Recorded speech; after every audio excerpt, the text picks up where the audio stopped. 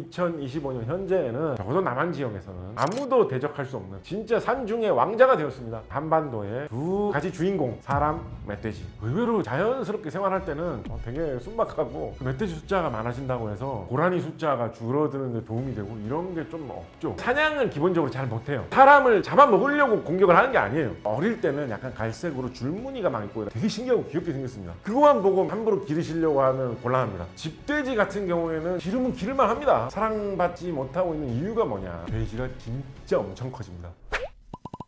안녕하세요. 숭실사이버대학교 환경안전공학과에서 강의를 하고 있고요. 또 과학을 사랑하는 작가로 열심히 글을 쓰고 있는 곽재식입니다.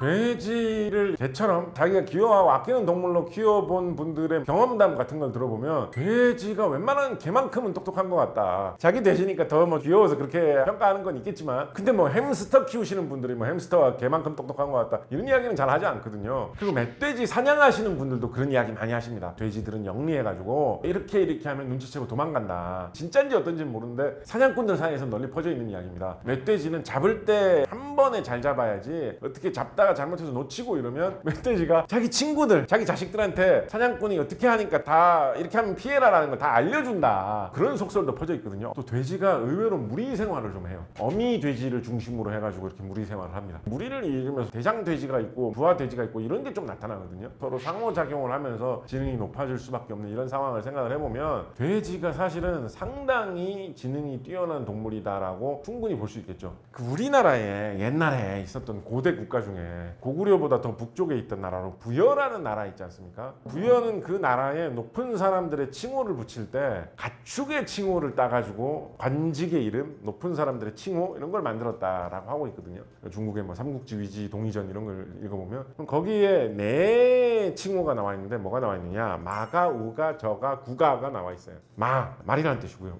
소라는 뜻이죠. 그리고 마소, 가축의 대표잖아요. 그죠? 그 다음으로 나오는 게 저가, 돼지라는 뜻입니다. 우리 음식 중에 이제 제육볶음이라는 음식 있지 않습니까? 제육볶음의 제가 무슨 제자입니까? 궁금하지 않나요, 여러분? 소고기면 우육, 닭고기면 개육, 제육은 뭐예요? 저육이라는 설이 우세합니다. 돼지를 뜻하는 한자 중에 특히 멧돼지 같은 거 이런 거, 살아있는 돼지 이런 거를 저자로 많이 표시를 하기 때문에 부여의 높은 관직을 뜻하는 칭호 중에도 저가, 돼지의 관직 뭐 이런 게 있었어요. 그 다음에 나는 게 구가, 개입니다. 그러니까 말, 소, 돼지, 개 이 네 가지가 부여 사람들이 생각한 어떤 가축의 대표였던 거예요. 그러니까 개보다 돼지가 더 앞에 나와 있거든요. 그런 걸 보면 말이나 소나 못지않게 사람들과 좀 친숙한, 중요시했던, 그리고 그렇게 나쁜 이미지가 아니었던, 왜냐면 높은 사람은 관직 이름인데 그렇게 막 여우 같다 뭐 이렇게 하겠습니까? 좀 좋은 의미도 많이 있었던 그런 동물로 예로부터 인식이 되었던 것 같습니다. 사람의 말을 좀 잘 듣고 주인에게 어떻게 보면 좀 충성한다고도 할 수 있는 그런 동물이 돼지였던 것 같습니다.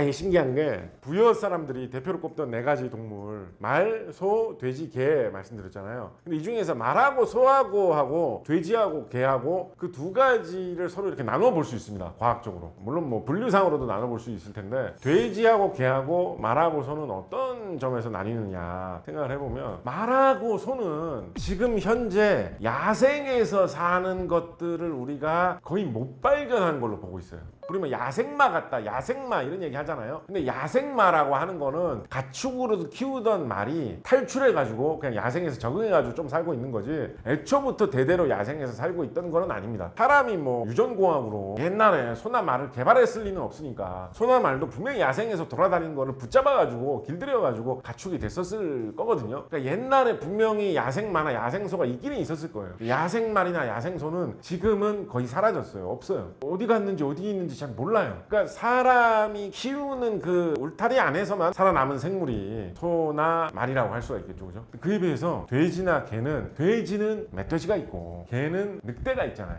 멧돼지도 개하고 늑대 관계처럼 가축 돼지하고 서로 다른 종으로 안 보는 게 주류 의견입니다. 같은 동물이거든요. 개하고 돼지는 야생에서 지금도 늑대하고 멧돼지라는 형태로 꿋꿋이 살아남아 있어요. 거기에 어떤 차이가 있습니다. 그런 걸로 보면 말이나 소가 또 좀 부려먹기 좋은 어떤 특성, 사람의 사람의 손 속에서만 이렇게 관리되는 어떤 그런 습성 같은 게 있지 않았겠느냐, 뭐 이런 얘기도 좀 해볼 수는 있겠죠. 돼지가 더러운 동물 취급을 받게 된 가장 큰 이유 중에 하나는 돼지가 진흙 목욕을 좋아하는 습성이 있기 때문입니다. 흔히 이야기하는 법칙으로 넓이 대 부피 비 법칙, 표면적 대 부피 비 법칙, 뭐 이런 게 있습니다. 그게 뭐냐면 부피 대비 바깥으로 드러난 넓이가 어느 정도냐에 따라서 굉장히 많은 특성이 좌우가 된다. 열과 관련해서는 열이 있을 경우에는 당연히 부피에 비해서 드러나 있는 겉넓이가 많으면 열이 주변으로 방출되기가 더 쉽겠죠. 겨울철에 온도를 지키기는 더 어려워지고 여름철에 더울 때 열을 발산해 가지고 온도를 좀 낮추기는 더 좋아집니다.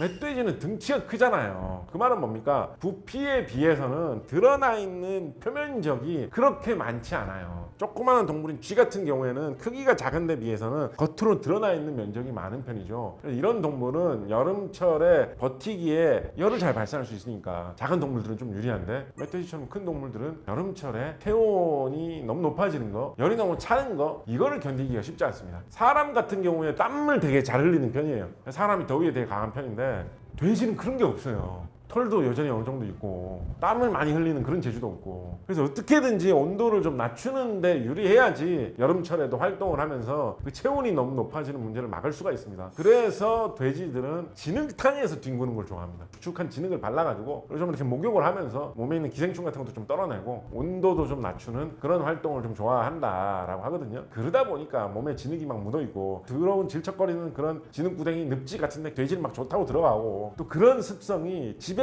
가축으로 기를 때도 많이 있다 보니까 그걸 보고 돼지는 더럽다, 더러운 거 하면 돼지우리, 이런 식으로 많이 말하는 그런 문화가 생긴 것 같은데, 사실은 돼지의 습성만 보면 그렇게 더러운 습성 같은 게 별로 없습니다. 의외로 넓은 데서 길러보면 뭐 이렇게 자기 집에 구역도 잘 나눠가지고 좀 이렇게 쾌적하게 생활하려는 편이고, 이거는 이제 옛날 중국 사람들의 문화 때문일 것 같기도 한데, 우리 한자 중에 집 가자 있지 않습니까? 집 가자 위에 붙어있는 부분이 갓머리라고 하는 위에 씌워놓은 부분, 지붕을 뜻하는 말이고요. 그 밑에 집 가짜 밑에 있는 집 가짜의 중앙 부분에 해당하는 글자가 돼지 시자입니다. 돼지 시자. 그래서 집 가짜라는 글자는 지붕 밑에 돼지가 있는 모습이에요. 무슨 뜻으로 이런 글자를 가정, 가족, 집이라는 뜻의 한자로 중국 사람들은 만들었을까요? 누가 집을 보고 야, 집이 왜 이렇게 돼지우리 같아? 좀 치워 라고 하면 집 가짜를 이렇게 보여주시면서 집이 원래 이런 거라고 이렇게 말해볼 수도 있겠죠. 선은 몇 가지가 있는데요. 옛날에 중국 사람들이 위에서 살고 뭐 마루 밑에 돼지를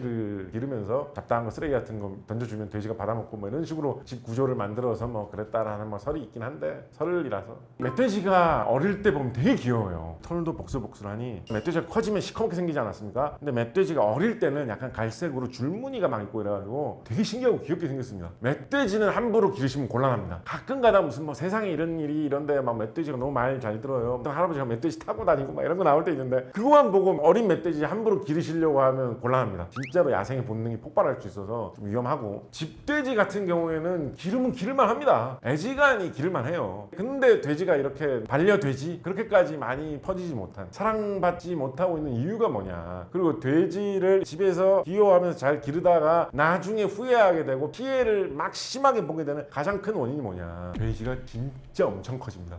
쑥쑥 자랍니다. 전국의 축산 농가에서 돼지를 대충 한 몇 마리 정도 기르는지 아십니까? 대충 우리나라 전국에서 돼지 기르는 숫자가 1000만 마리에서 1100만 마리 정도 키웁니다. 이거 엄청나게 많죠. 우리나라 인구 5천만이니까 5사람마다 한 마리씩 돼지가 돌아갈 정도를 키웁니다. 그럼 1년에 그 1000만 마리의 돼지 중에서 몇 마리를 잡을까요? 1800만 마리에서 1900만 마리 정도를 잡습니다. 이거 언뜻 생각해보면 좀 이상하죠. 아니, 키우는 숫자가 1000만 마리밖에 안 되는데 잡는 숫자가 어떻게 그 2배 가까이 될 수가 있어? 이상하죠. 왜 그럴까요? 돼지가 1년을 못 살게 키웁니다. 농가에서 키울 때 돼지를 키우면 한 반년 키우면 돼지가 다 큽니다. 그때 잡고 또 새끼 낳으면 또 반년 키워가지고 또 잡고 1년에 한 2번 정도 그걸 할 수 있을 정도가 되는 거예요. 돼지가 실제로 그냥 자연 상태에서 키워보면 10년도 살고 이러는데, 농가에서는 한 반년만 키웁니다. 되게 짧게 봄, 여름, 가을, 겨울을 다 못 살아요, 돼지가. 그런데도 돼지가 100kg 훌쩍 넘게 자랍니다, 우리나라에서. 평균 우리나라에서 돼지 잡을 때 몸무게를 재놓은 자료를 보면 한 110kg 됩니다. 반년 만에 110kg로 자라나요. 우리 사람 중에 몸무게 100kg 넘어간다 그러면 와, 덩치 크다 라고 생각하잖아요. 그 정도 되는데 뭐 몇십 년이 걸려요, 사람은. 돼지는 반년이면 그만큼 자라납니다. 더 키우면 더 커져요, 돼지가.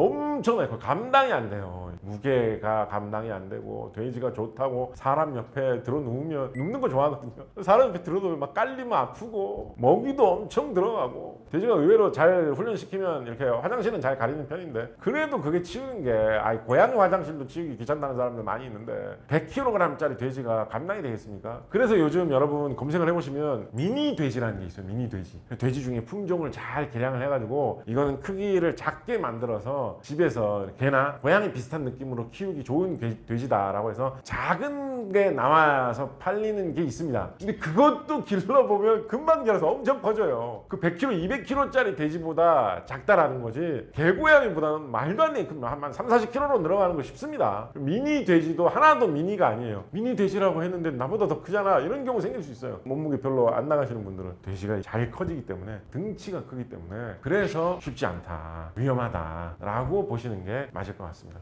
돼지가 나름대로 좀 운동을 좀 하고 이래야지 건강하게 자라고 돼지의 육질도 좀 특이하게 발달할 수 있다라고 해가지고 우리나라 축산 농가에서 어느 정도 땅을 확보해서 돼지 운동장 같은 거를 만들어가지고 거기에 돼지를 좀 풀어주면서 나는 기른다 이런 게 한 10년 전쯤에 좀 우리나라에서도 유행을 했던 적이 있습니다. 그게 이제 봐보면 좀 평화로운 분위기도 많이 나고요. 스페인 뭐 이런 데서는 뭐 스페인 돼지 품종이 뭐 고기가 뭐 맛이 더 좋고 뭐라고 이베리코 쪽 하면서 유행한 적 있었지 않습니까? 우리나라 삼겹살집 이런 데서 그런 데서 유럽에서는 돼지를 진짜 넓은 땅에다가 이렇게 막 풀어놓고 기르는 이런 식으로도 많이 기르거든요. 돼지가 그런 식으로도 기를 수 있는 동물이기는 합니다. 그런데 지금 그걸 하기가 되게 어려워진 게 제일 골치 아픈 문제로 훅 등장을 한 게 뭐냐면 바로 ASF 아프리카 돼지열병입니다. 아프리카 돼지열병. 아프리카 돼지열병이 이게 돼지들 사이에서 전염되는 병인데요. 사람한테 넘어올 가능성은 뭐 별로 없다라고 해요. 근데 이게 축산 농가로 건너가게 되면 그쪽 농가에 돼지들을 다 쓸 수 없게 만들 수 있을 정도로 큰 피해를 주는 그런 전염병, 감염병이다 보니까 어떻게든지 나라에서 이거를 줄이려고 애를 쓰고 있어요.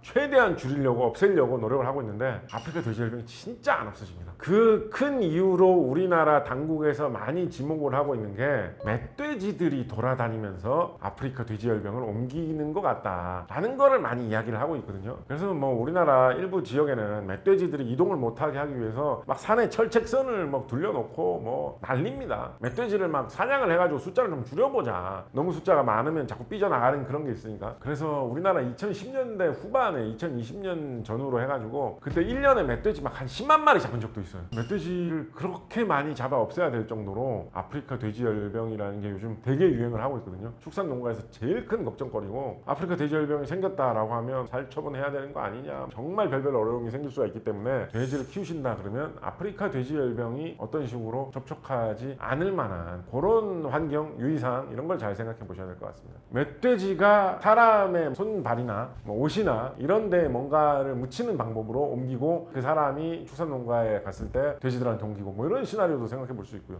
아프리카 돼지열병은 뭐 사람한테 넘어오는 병 이런 거는 지금까지 아닌 걸로 보고 있고요. 돼지들 사이에서 도는 병입니다.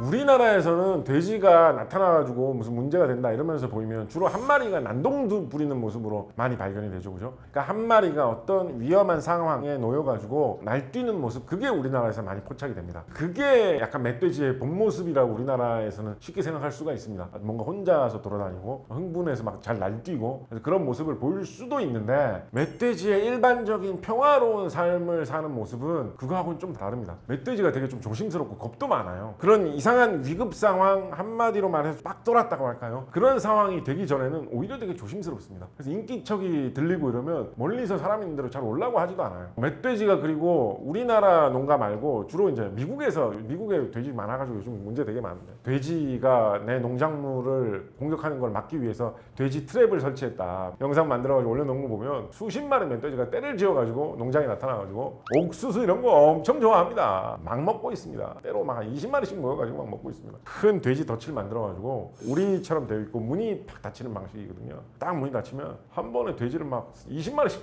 잡습니다. 미국 사람들. 저는 무슨 기관총 같은 거 들고 와가지고 막 다 잡고 막 이렇게 하는데 헬리콥터 타고 다니면서 멧돼지 잡는 사람들도 있어요. 미국의 멧돼지 문제는 좀 어떻게 보면 좀 끔찍한 문제인 게 돼지라는 게 아시아하고 연결되어 있는 그러니까 유럽, 아시아 이런 데에서 옛날부터 퍼져가지고 살고 있던 동물이거든요. 그래서 우리나라에선 정말 옛날부터 아까 말씀드렸던 부여 시절 때부터 수천 년 전부터 있었던 동물이거든요. 근데 아메리카에는 원래 돼지라는 게 없었어요. 아메리카 대륙에는.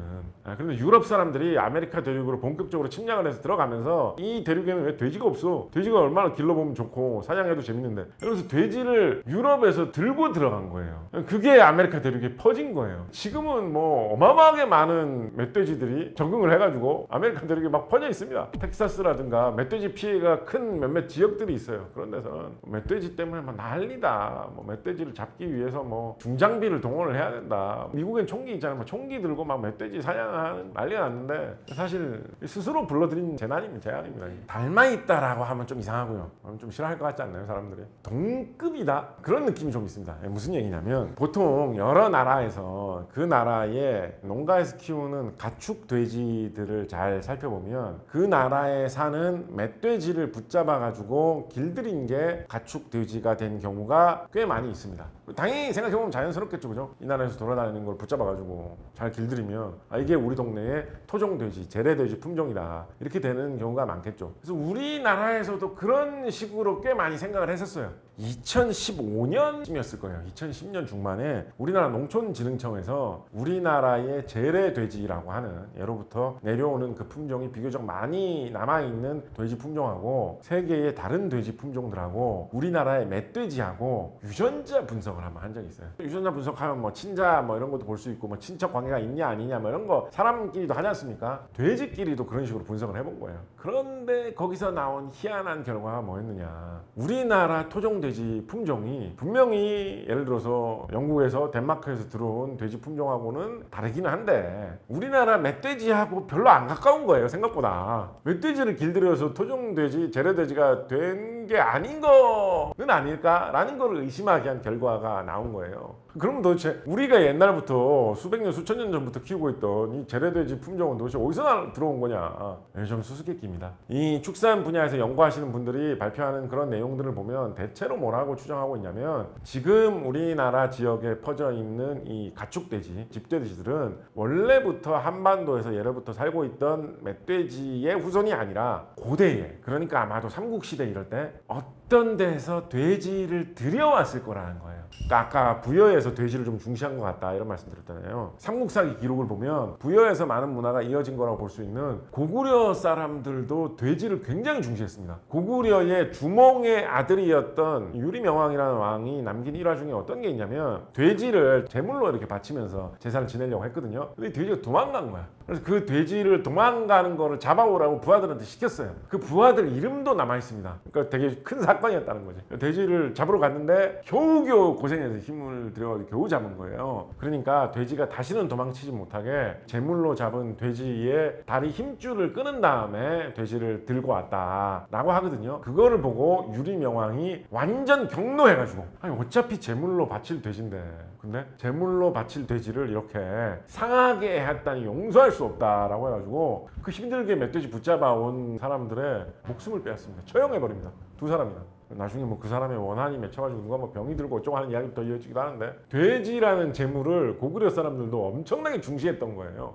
미루어 짐작을 해보자면 돼지를 되게 중시하는 문화가 옛날에 고구려 부여 이런 데 있었던 것 같아요. 그래서 아주 좀 좋은 돼지 품종, 기르기에 좋은 돼지 품종을 한번 찾아보자 라고 많이 노력을 했었던 것 같아요. 그렇게 하다 보니까 주변에 교류하는 다른 나라에서 이 나라 돼지가 좋나 저 나라 돼지가 좋나 많이 이렇게 연구를 하다가 탄생한 게 외국에서 들여온 고구려의 돼지 품종 이런 거였었던 것 같아요. 추측을 해보자면. 그리고 그게 한반도로 전체적으로 퍼지면서 지금 우리의 재래돼지 품종이 된 것 같다라고 보고 있거든요. 우리나라에서 예로부터 살고 있던 멧돼지하고는 경로가 다르게. 그래서 우리나라 재래돼지, 그러니까 가축으로 키우던 돼지는 어떤 특징이 있느냐라고 하면 크기가 좀 작고, 크기가 작은 거는 사실은 돼지로서는 별로 안 좋은 특징이죠. 크기가 커야지 살이 많이 나올 텐데 크기가 작으면 대신 어떤 장점이 있습니까? 사람이 다루기가 편하죠. 어디 붙잡아가지고 뭐 어디 팔러 가기에 뭐 잡기에 이럴 때 편하죠. 그죠? 그리고 병이 좀 덜 들어요. 키우기가 좀 편합니다. 그게 우리나라 재래돼지의 좀 특징이에요. 그래서 이거는 그냥 제가 재미삼아 해보는 추측인데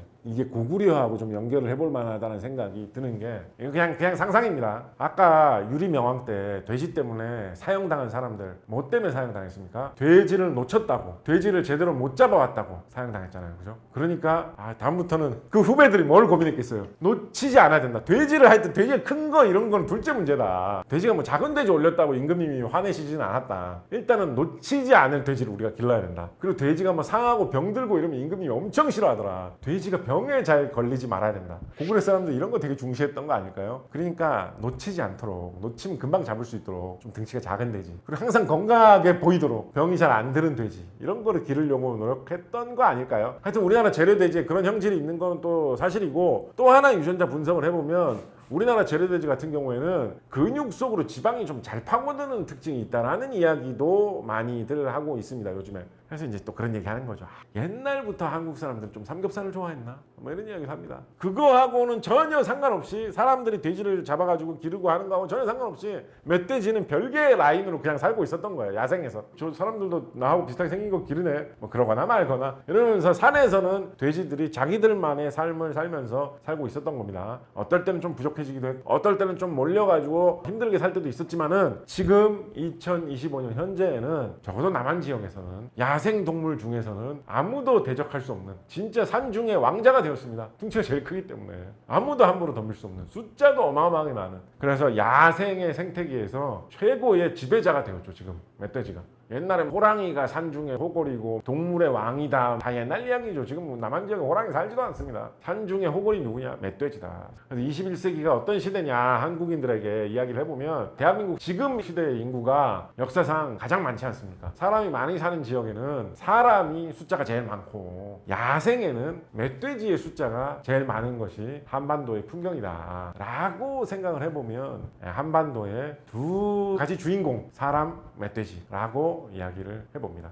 고라니는 희한하게 이상하게 우리나라에만 진짜로 엄청나게 많은 거고요. 어떤 동물이 국지적으로 특정한 국한된 지역 하에서 갑자기 늘어나고 줄어들고 이런 게 왕왕 발생하는 것 같습니다. 멧돼지가 사냥을 잘 못해요. 고라니를 잡아먹는 경우는 진짜 거의 없다라고 볼 수 있고요. 새끼 고라니 같은 경우에 어떻게 좀 공격할 수도 있지 않을까 생각해 볼 수 있는데, 멧돼지가 의외로 사냥, 잡식성이긴 한데 자기가 직접 뭐 공격을 해가지고 뭘 잡아먹고 이런 걸 잘 못합니다. 멧돼지를 풀어놓고 먹으라고 해보면 도토리 같은 그런 나무 열매 같은 거를 자주 먹습니다. 의외로 멧돼지가 막 풀 뜯어먹고 이런 경우도 많아요. 쑥 같은 거 이런 거. 좀 풀 중에서도 약간 사람도 먹을 만한 좀 맛있는 풀 있잖아요. 그런 거 잘 뜯어먹거든요. 의외로 우리가 멧돼지가 막 공격하는 모습, 그런 게 이제 사건이 벌어지니까 무서운 동물처럼 많이 느끼는데, 실제로 이제 마주치면 무서운 동물이긴 하고 조심하셔야 되는데, 멧돼지 귀여워 이러시면 안 되는데, 의외로 그냥 자연스럽게 생활할 때는 그렇게 막 무시무시하게 안 삽니다. 되게 순박하고. 그래서 멧돼지 숫자가 많아진다고 해서 고라니 숫자가 줄어드는 데 도움이 되고 이런 게 좀 없죠. 멧돼지가 사냥을 기본적으로 잘 못해요. 잘 안 해요. 그러니까 사람을 잡아먹으려고 공격을 하는 게 아니에요. 사람을 잡아먹으려고 공격을 하는 게 아니에요. 그냥 무섭고 두렵고 혼란스러우니까, 아이씨 여기서 탈출하려면 들이받고 보자, 이런 식으로 흥분한 행동을 하는 겁니다. 그러니까 호랑이나 뭐 표범 이런 거하고는 되게 달라요. 사람을 잡아먹으려고 공격하는 게 아닙니다. 원칙적으로는 그렇습니다. 근데 멧돼지의 마음을 읽으실 수 있겠습니까? 사람 속도 모르는데 멧돼지 속을 알겠습니까? 뭐에 자극되는지 우리가 알 수 없어요. 멧돼지가 뭐 진짜 나는 가만히 있었는데 자식 왜 이렇게 자극적인 그런 눈빛을 나한테 보내? 날 죽일 것 같아 이러면서 달려들 수도 있는 거예요, 멧돼지가. 그래서 조심하셔야 됩니다. 그래서 제일 상책은 뭐냐면, 멧돼지가 출몰하는 기간에서는 좀 이렇게 뭐 소리를 내거나 좀 부스럭거리면서 다니는 거예요. 그럼 멧돼지가 일단 소리 들리면 무서워서 잘 안 옵니다. 근데 또 가까이 있을 때 소리 내면 또 그건 또 위험해요. 멧돼지가 좀 가까이 있다. 근데 그때 내가 무슨 영상에서 보니까 멧돼지가 소리 내면 무서워서 도망간다 그랬어. 멧돼지가 뭐 악 이러면 위험합니다. 죽음의 공포를 느낀다 그러면 멧돼지가 또 돌진할 수 있습니다. 그래서 멧돼지가 보이면 그냥 별일 아닌 듯이 약간 뒷걸음질로, 갑자기 달려도 그걸 또 위험 신호라고 볼 수 있어요. 제가 달려서 나를 공격하려고 한다, 멧돼지가 또 획가닥 할 수 있거든요. 그래서 그냥 별일 아닌 듯이 그냥 슬슬 뒷걸음질 치면 멧돼지도 약간 겁먹거든요. 그러다가 제 갈 길 가는데 뒷걸음질 치다가, 보통 팁으로 뭘 이야기를 하냐면, 주변에 나무나 바위가 있으면 그 뒤로 가는 방향으로 뒷걸음질 치라 라고 이야기를 합니다. 왜냐면 멧돼지가 돌진을 잘하기 때문에 앞에 나무나 바위 같은 게 있으면 그거를 막 들이받으려고 합니다. 그래서 그거 뒤로만 피해도 훨씬 한결 더 안전하거든요. 그런 쪽으로 방향을 피해가지고 슬슬 피하시면 그게 제일 상책이라고 우리나라 환경부에서는 안내를 하고 있습니다.